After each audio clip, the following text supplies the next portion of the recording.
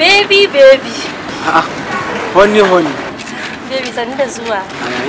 Wai lafiya wayan ka yake ina ta kira baya shi. Sai dai matsala ne to gaskiya. Wallahi kuwa. Wai ka san me yasa na kira ka? Shine abin da yasa na tako bura Allah me yake faruwa. To ka dai ga shirye-shiryen sallah ne maganan kayan sallah ne. Sallah yana ta matsowa babu abin da aka yi. Wallahi kuwa. Kana ji na? Akwai wani atamfa da ake yayi yanzu mai golden din nan ka tuna? To shine. Wallahi 20k da mayafi na 6k.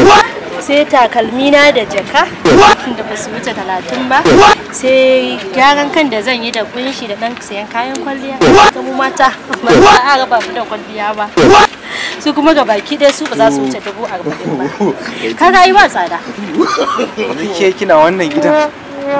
Zaki fara wannan lissafi. Ai da ma tun farkon ka da na ganka kai ba kala na bane wallahi. Amma wallahi ka bani kuɗi. Yanzu yan wannan kananan kuɗin ne ba za ka iya biya ba? Kwata nawa ne kuɗin? Ba ku cika ma ba fa. Saboda kawai ina son ka.